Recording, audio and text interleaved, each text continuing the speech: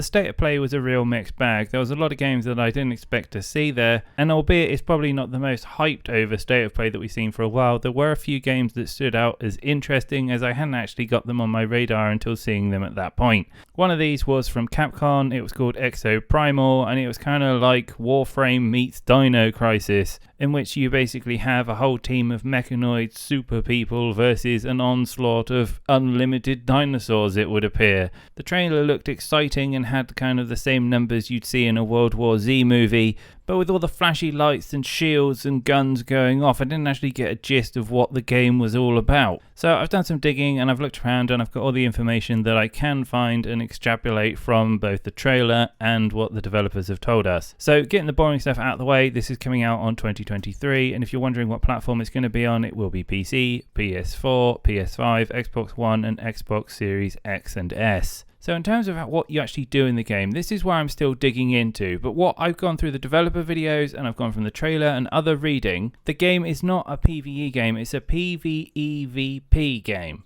So you have these globes that come on the map, they spawn like thousands of these dinosaurs, and it's you and your team of 5 who've got to stop them basically. And there's this AI that will give you a set of tasks, and basically you've got to do all the tasks before another team of 5 do theirs. And the main mode which this revolves around is called Dino Survival. Now they have said there's story elements that will unfold as you do more missions, but I'll get onto this later, but I'm really not sure how that ties in a PvEP game. Anyway, going into the more cool part, so there's 5 of you, you all get mechanoid suits. They obey the Holy Trinity, so you get DPS, there's tanks, and there's also support. And the support has like multiple roles, so you get like, they can heal and they can also debuff. So the ones that we do know about so far, you've got the Deadeye, which basically can fire from long range with assault weapons. You've got the Zephyr, which is like a melee DPS class. You then have Roadblock, which is the one that looks like Reinhard with the massive shield, stopping the waves of dinosaurs coming. And then there's the Witch Doctor, which, no surprise, heals. There was a 5th one which they didn't show. I think it was the flying one.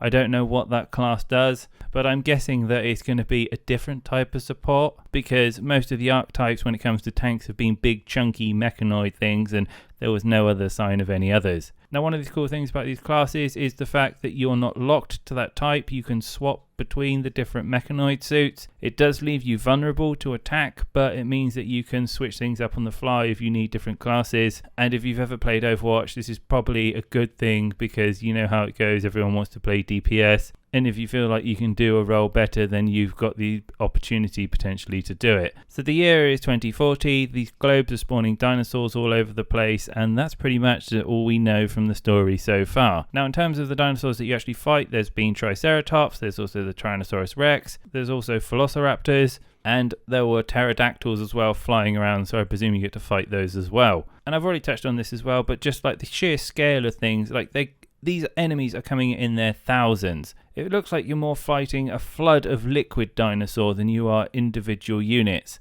And I like this because, with those kind of like defending type of games, you want to feel like, you're scraping, you're hanging on by the edge of your fingernails. And judging by the clip where you've got like 2 roadblocks just like holding off like a good couple of 100 dinosaurs, I think there's going to be a lot of really fun capturable experiences in this. The game is being played in third person. It does have that Warframe look to it. Everything did look really well polished, like high frames. And I don't know what it is they do with the engine, but like it really did have kind of like that arcadey Time Crisis feel to it. It's just the way the lighting goes and they map the textures. But I'm completely okay with this, and the game did look really good. My only concern with this real game is the PvEP section, because if it is the main gameplay mode, then it's already fallen off the starter block for me. I know I can't speak for everyone else, but personally for me, just fighting hordes and hordes of angry dinosaurs is enough and cool enough for me to probably keep coming back and playing it. Put in a good progression system with skill unlocks and talent trees and new suits for me to try, and I'm happy as a pig in mud. And if you look historically at games in the same genre that have tried this similar sort of thing, so Left 4 Dead, you've got Back 4 Blood, and then Evolved, that PvEP element never really took off. So what I'm really hoping for is there is a mode that you get with your friends, you fight dinosaurs, the computer tells you where to go, you do your missions, you level up, you move on, and you just keep going from harder to harder situations. And you get bigger guns and you get flashier as you go on, until you've maybe done one character and then you move on to the next mech suit.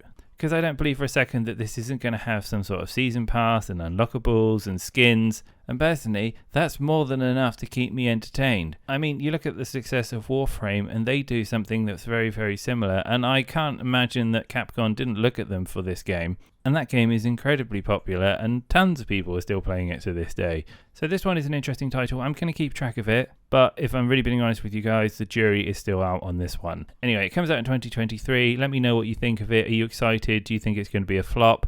Let me know in the comments, and until then, I'll be back with more news and reviews soon.